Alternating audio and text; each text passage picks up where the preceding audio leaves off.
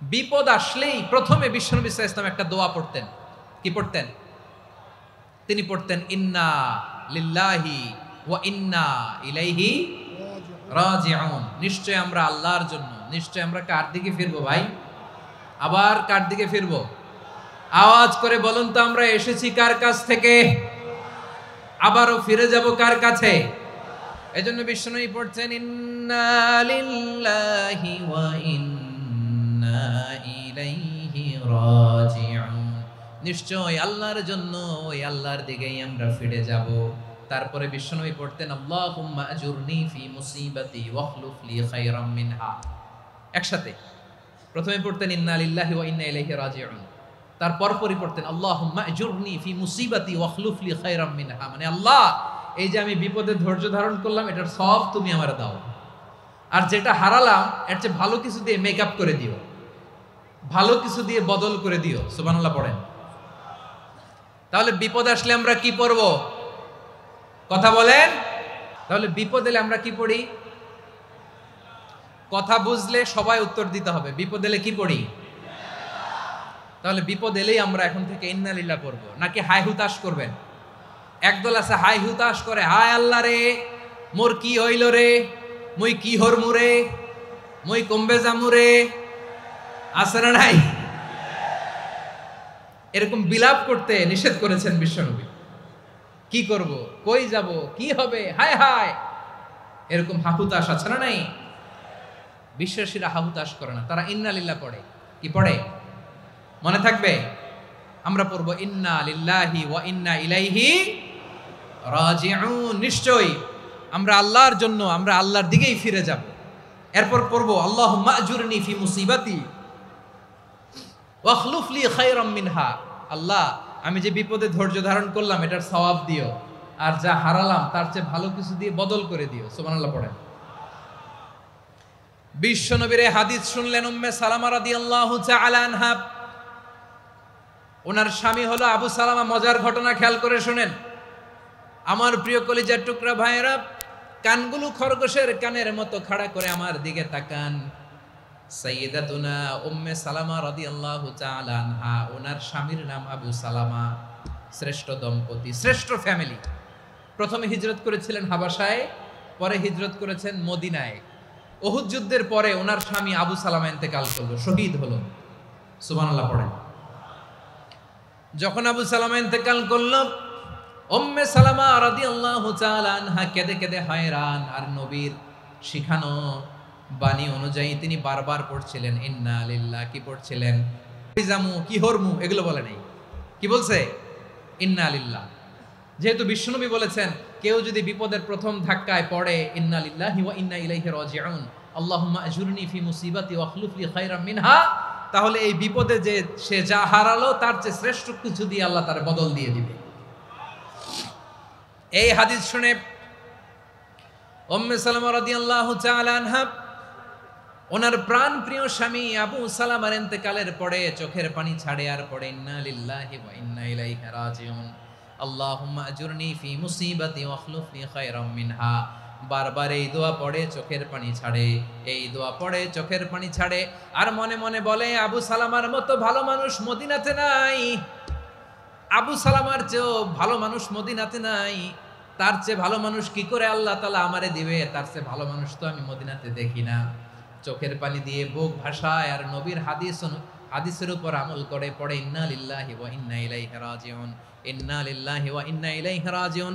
পড়তে পড়তে চোখের পানি ছাড়ে, আর চিন্তা করে বিশ্বনবী বললেন এই দোয়া পড়লে যেটা হারালাম তার চেয়ে ভালো কিছু দিয়ে আল্লাহ পুরস্কার দেয়। আবু সালামার চেয়ে ভালো মানুষ মদিনার মধ্যে আর কে হতে পারে? কি আজীব তামাশা, কি অবাক করা ঘটনা। কিছুদিন পরে দেখা গেল সাইয়্যিদুল মুরসালিন রাহমাতাল লিল আলামিন স্বয়ং বিশ্ব নবী উম্মে সালামাকে বিয়ের প্রস্তাব পাঠিয়েছে। স্বয়ং বিশ্ব নবী উম্মে সালামা রাদিয়াল্লাহু তাআলা আনহাকে বিয়ের প্রস্তাব পাঠিয়েছেন। উনি রাজি হয়ে গেলেন, বিয়ে হয়ে গেল, উনি হয়ে গেলেন উম্মুল মুমিনিন, আমাদের মা, পুরো মুসলিম উম্মার মা। চিৎকার করে বলেন আল্লাহু আকবার। তাহলে আমার প্রাণ প্রিয় ভাইয়েরা, বিপদে পড়লে আমরা পড়বো ইন্না লিল্লাহি ওয়া ইন্না ইলাইহি রাজিউন। আল্লাহুম্মা আজুরনি ফি মুসিবাতি ওয়াখলুফ লি খায়রাম মিনহা। পড়বেন? পড়বেন না? যারা যারা বিপদ আসলে এই দোয়াটা পড়বেন এখন থেকে আওয়াজ করে ইনশাআল্লাহ বলেন। যা হারাইছেন তার চেয়ে শ্রেষ্ঠ জিনিস দিয়ে বদলা দিবে কে? বিশ্বাস হয়? একটু সন্দেহ লাগে মনে হয়, একটু সন্দেহ সন্দেহ আছে? যাদের বিশ্বাস হবে তাদের কি আল্লাহ উত্তম বদলা দিবে, ঠিক কিনা বলেন? তাহলে বিপদে পড়লেই প্রথমে আমরা এটা পড়ব। আমার মায়েরা, আমার বোনেরা, আপনারাও এই দোয়াগুলো পড়বেন। আপনার স্বামীকে শেখাবেন, সন্তানকে শেখাবেন, আপনার পুরো পরিবারটাকে জান্নাতের টুকরো বানিয়ে দিবে কে? তাহলে বিপদ আসলে প্রথমে কি পড়তে হবে এটা জেনে গেলাম। এরপরে বিপদ আসলে নিজেকে কি করে আল্লাহর কাছে সঁপে দিতে হয় এটাও জানার দরকার আছে না নাই? বিপদে প্রথমে ইন্নালিল্লাহ পড়লাম, ধৈর্য ধারণ করলাম, বিপদ থেকে উদ্ধারের সর্বোচ্চ চেষ্টা করলাম। আমার কাজ যখন শেষ তখন আমি আমার এই বিষয়টা আল্লাহর কাছে সঁপে দিব। কার কাছে সুপর্দ করব? কার কাছে? বিপদে বললে কেমন করে নিজেকে আল্লাহর কাছে সঁপে দিতে হয় আসুন সাইয়েদনা ইব্রাহিম আলাইহিস সালামের জীবনী থেকে জানি। আল্লাহর খলিল ইব্রাহিম আলাইহিস সালাম আমাদের মতো সমাজ ব্যবস্থা পায় নাই। আমরা জন্মের পরে আমাদের কানের ভেতরে আজান দিয়েছে কে? একামত দিয়েছে কে? আমাদের বাপদাদারা আমাদের কানে আজান দিয়েছে কি দেয় নাই? আমাদের জন্মের পরেই তো আজান, একামত, বাড়ির পাশে মসজিদ, প্রতিদিন আজান, জুমার খুতবা, প্রতি মাসে মাসে তাফসিরুল কোরআন মাহফিল, মসজিদ, মিনারা, অভাব নাই, ঠিক কিনা বলেন? আপনি যেই সুন্দর ইসলামিক এনভায়রনমেন্ট পেয়েছেন, আমাদের ইব্রাহিম খলিল উনিও কি এরকম পেয়েছিলেন? হ্যাঁ, উনি জন্মের পর পরে ওনার কানে আজান দিছে কেউ? আমার প্রিয় ভাইরা, আগা গোড়া একটা শিরকি পরিবেশ উনি জন্মগ্রহণ করেছেন। উনি ছাড়া ওই তল্লাটে একজনও আল্লাহর উপর বিশ্বাসী নাই। কল্পনা করতে পারেন? গোটা তল্লাটে, গোটা দেশে বিশ্বাসী মুমিন, আল্লাহর উপর বিশ্বাস স্থাপনকারী কয়জন? সবাই বলেন কয়জন? বাকি সব মুশরিক। বাকি সব মুশরিক নিজের সাথে নিজে শক্ত বোঝাপড়া করে, অ্যানালজি করে, সেলফ কনভারসেশন করে উনি মহা সত্যের সন্ধান পেয়েছে। উনি আকাশের তারা দেখে ভাবে মনে হয় এটাই আমার খোদা, পরে দেখে তারা নাই, মনে মনে বলে না তাইলে এটা না। আবার চাঁদ দেখে বলে চাঁদটা বড় মায়া লাগে, মনে হয় এটাই আমার রব, পরে দেখে চাঁদও নাই, কয় না এটা না। এরপরে দ্বীপ প্রহরের জলজলে সূর্যটা খাঁ খাঁ করে গোটা পৃথিবীটারে রৌদ্র দিয়ে তাতিয়ে রাখে। তিনি ভাবলেন মনে হয় এটাই আমার রব, কারণ এটাই তো সবচেয়ে বড়। কিন্তু বিকেল বেলা ওই সূর্যটাও যখন চলে যায়, সাইয়েদনা ইব্রাহিম বলে না এটাও তো নাই, আমার খোদা যদি আমারে ছেড়ে চলে যায়, বিপদে পড়লে আমারে উদ্ধার করবে কে? এভাবে নিজের সাথে অ্যানালজি, সেলফ কনভারসেশন করতে করতে করতে তিনি মহা সত্যের সন্ধান পেয়েছেন। সুবহানাল্লাহ পড়েন। সব শেষে তিনি ডিসিশন নিয়ে ঘোষণা দিলেন, ইন্নী ওয়াজ্জাহাতু ওয়াজহিয়া লিল্লাযী ফাতারাস সামাওয়াতি ওয়াল আরদা হানিফান ওয়া মা আনা মিনাল মুশরিকিন। নিশ্চয় আমি এমন সত্তার দিকে মনোনিবেশ করলাম, মুখাপেক্ষী হলাম, যিনি আকাশ বানিয়েছেন, জমিন বানিয়েছেন, আমি মুশরিক নই। সুবহানাল্লাহ। পারতেন? আপনি পারতেন? কেউ নাই, লক্ষ লক্ষ মুশরিক, আপনি একা। ওনার মতো এরকম বিচক্ষণতা দিয়ে আল্লাহরে খুঁজে পাইতে পারতেন আপনি? কি নবী ছিল, আল্লাহকে খুঁজে পেয়েছে। যখন আল্লাহর ইবাদত শুরু করলো, এই কথা ছড়ায় পড়লো চারদিকে। নমরুদ সাইয়েদনা ইব্রাহিমকে ডেকে পাঠালেন। নমরুদ বলে, ইব্রাহিম তুমি নাকি মূর্তির পূজা না করে কোন নতুন রবের ইবাদত করো, কে তোমার রব? সাইয়েদনা ইব্রাহিম বললেন, রব্বি আল্লাযী ইউহয়ী ওয়া ইউমীত, আমি এমন রবের ইবাদত করি যিনি জীবন দেন, যিনি মৃত্যু দেন। নমরুদ বলে, তাই নাকি? তোমার রব জীবন দেয়, মৃত্যু দেয়? আর এটা তো আমি দেই, আমিও তো জীবন দেই, আমিও তো মৃত্যু দেই।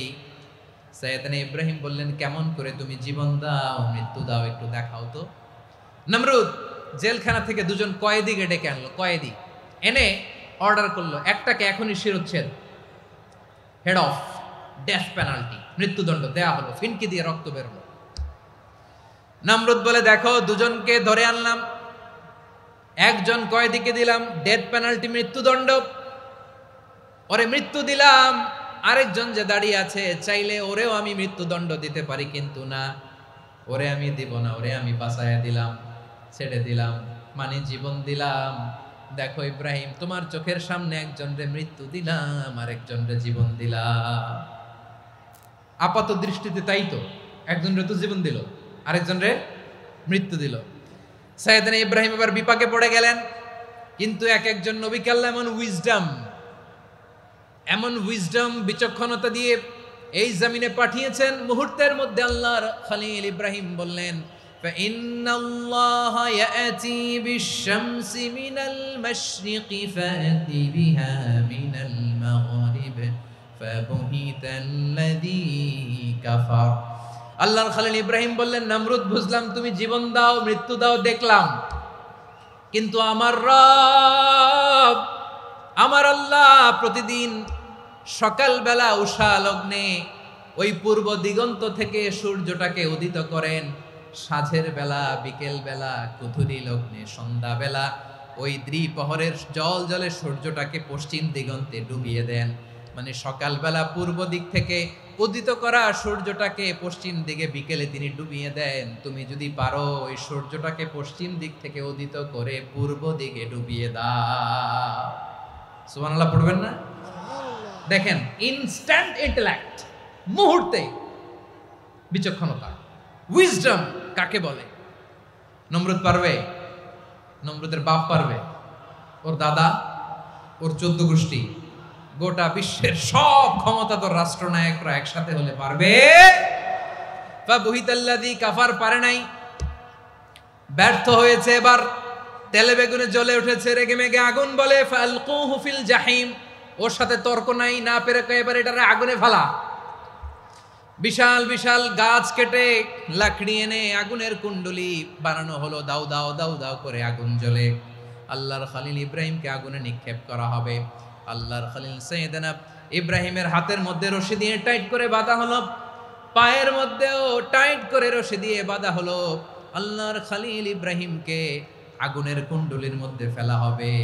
অমিয়া, আপনি যে বিপদের কারণে ভয় পান, হতাশ হন, এটা কোনো বিপদ ওনার বিপদের সামনে? পটুয়াখালী আওয়াজ করে বলুন, সাইয়েদনা খলিল ইব্রাহিমের বিপদের সামনে আমাদের বিপদগুলো কোনো বিপদ? এটা কোনো বিপদই না, এটা কোনো বিপদই না। হাত পা বেঁধে টাইট করে নিক্ষেপ করা হবে, সিম্পলি ফেলা যাবে না, কারণ দাও দাও করে দ্য ব্লেজিং ফায়ার, এমন আগুনের কুণ্ডলি কাছে যাওয়া যায় না, আগুনের উত্তাপে নিক্ষেপ করা হবে। হাতে রশি বেঁধে পায়ে রশি বেঁধে আল্লাহর খলিল ইব্রাহিম আলাইহিস সালামকে আগুনের মধ্যে নিক্ষেপ করা হবে। আহা, এটার বলে অগ্নি পরীক্ষা। উনি অগ্নি পরীক্ষার সম্মুখীন হয়েছিলেন, এজন্য কঠিন পরীক্ষাকে আমরা অগ্নি পরীক্ষার সাথে তুলনা করি, ঠিক কিনা? সাইয়েদনা জিবরাইল এসে বললেন, ও আল্লাহর খলিল, ওরা তো আপনার হাতও বেঁধে ফেললো, পাও বেঁধে ফেললো, নড়াচড়ার সুযোগ নাই, বলেন আমি জিবরিল ফেরেশতা আপনার জন্য কি করতে পারি? আল্লাহর খলিল ইব্রাহিম বলেন, ও জিবরাইল, তোমার কাছে আমার কোনো চাওয়া পাওয়া নাই। সুবহানাল্লাহ বলেন। তোমার কাছে বলার কিছু নাই, তোমার সাহায্যের আমার দরকার নাই। সাইয়েদনা ইব্রাহিম আলাইহিস সালামকে হাতে পায়ে রশি বেঁধে হাত পা বাঁধা অবস্থায় জ্বলন্ত অগ্নিকুণ্ডে যখন নমরুদের দলবল নিক্ষেপ করবে, আল্লাহর খলিল কিভাবে নিজেকে আল্লাহর কাছে সঁপে দিয়েছেন, পটুয়াখালীর ভাইরা খেয়াল করে শুনুন। হাত পা বেঁধে আল্লাহর খলিলকে যখন নিক্ষেপ করা হবে, তিনি মুখ ফুটে বলে ফেললেন, হাসবুনাল্লাহু ওয়া নি'মাল ওয়াকিল। হাসবুনাল্লাহু ওয়া নি'মাল ওয়াকিল, আমার জন্য আল্লাহই যথেষ্ট, আমার জন্য আল্লাহই যথেষ্ট। তিনি আমার সবচেয়ে বড় গার্ডিয়ান, তিনি আমার সবচেয়ে বড় অভিভাবক। জিব্রাইলের সাহায্যে অফারকে ফিরিয়ে দিলেন, দুনিয়ার বুকে কারো কাছে কিছু বলেন নাই, মুখ ফুটে বলেছেন হাসবুনাল্লাহ। ও আমার পটুয়াখালীর প্রাণের ভাইয়েরা, খেয়াল রাখবেন, কোন বান্দা তার হাতে থাকা সব চেষ্টাটুকুন করার পরে মুখ ফসকে মুখ দিয়ে যখন বলে ফেলে হাসবুনাল্লাহ, বান্দা যখন হাসবুনাল্লাহ বলে ফেলে, ওই ব্যাপারটা ডিল করার দায়িত্ব স্বয়ং আল্লাহ আরশের উপর থেকে নিয়ে নেয়। আপনি যখন বলে ফেলবেন হাসবুনাল্লাহ, এটা ডিলিং করবে কে তখন? চিল্লায় বলেন না, তিনি কে? বান্দা তার সাধ্যের সবটুকু চেষ্টার পরে নতজানু হয়ে যখন বলবে হাসবুনাল্লাহ, আল্লাহ তুমি আমার জন্য যথেষ্ট, নি'মাল ওয়াকিল, তুমি আমার শ্রেষ্ঠ অভিভাবক, তখন তার কি দরকার না দরকার এটা ডিল করে স্বয়ং আল্লাহ। নিক্ষেপ করা হলো সাইয়েদনা ইব্রাহিমকে অগ্নিকুণ্ডলিতে। হাজার হাজার মানুষের দৃশ্য দেখার জন্য জড়ো হয়েছে এরকম বিশাল ময়দানে।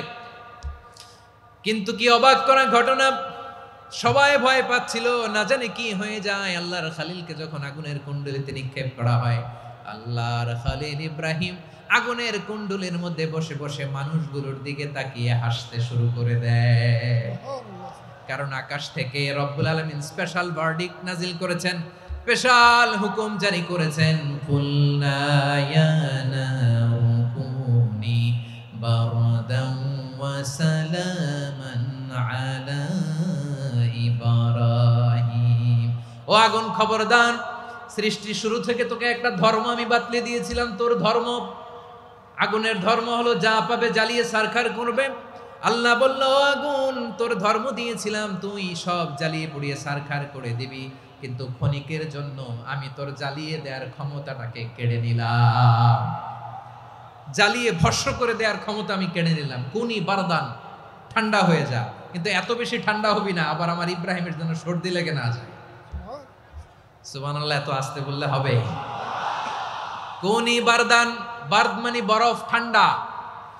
ঠান্ডা হ, কিন্তু এত ঠান্ডা হবি না যাতে আমার ইব্রাহিমের কষ্ট হয়। আগুন বলে, আল্লাহ একবার বললাম ঠান্ডা হ, আবার বলো এত ঠান্ডা হবি না যাতে খালিলের সর্দি না লাগে। কেমন ঠান্ডা হব, কেমন এনভায়রনমেন্ট তৈরি করে দেব বলো।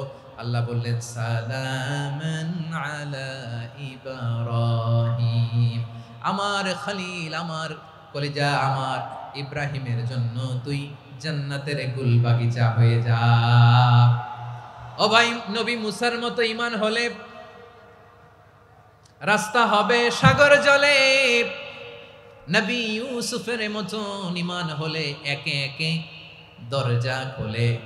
নবী ইব্রাহিমের মতো ঈমান যদি আজও থাকে বিদ্যমান, অগ্নিকুণ্ডে দেখতে পাবে খুবসুরত এক ফুল ভাগা।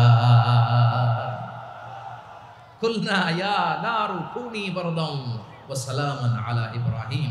বান্দা যখন মুখ দিয়ে বলে হাসবুনাল্লাহ, আমার আল্লাহ আমার জন্য যথেষ্ট, এই বলে যখন নিজেকে সঁপে দেয়, তার কি লাগবে ওই দায়িত্ব স্বয়ং নিয়ে নেয় কে? সবাই বলেন, স্বয়ং নিয়ে নেয় কে? তাহলে আমার প্রিয় ভাইরা, বিপদের শুরুতেই আমরা বলবো ইন্না লিল্লাহ। শুরুতে কি বলবো? এরপরে যেই বাক্যটা পড়ে নিজের পরিস্থিতিকে আল্লাহর দরবারে সঁপে দিব, সেটা হচ্ছে হাসবুনাল্লাহ। সেটা কি? বিষ্ণু বলেন, লা ইয়াজালু লিসানুকা রাতাবান মিন যিকরিল্লাহ। সব সময় আল্লাহর স্মরণ দিয়ে, জিকির দিয়ে জিহ্বাটারে সিক্ত রাখো। আর শয়তানু জাসিমুন আলা কলবি ইবনে আদম, শয়তান বনি আদমের কলবে খামচি মেরে বসে থাকে। ফাইদা যাকারাল্লাহ খালাসা, মানুষ যখন আল্লাহর স্মরণ করে জিকির করে, শয়তান দৌড়ে পালায়। ওয়া ইদা গাফালা ওয়াসওয়াসা, যখনই বনি আদম গাফেল হয় তখনই শয়তান তার হৃদয়ে ওয়াসওয়াসা দেয়।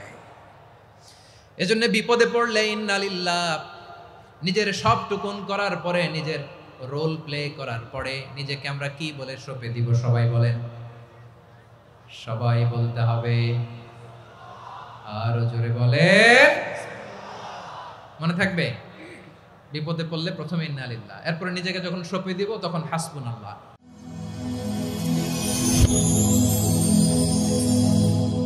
Rose TV 24. Enjoy by listening to the Holy Quran.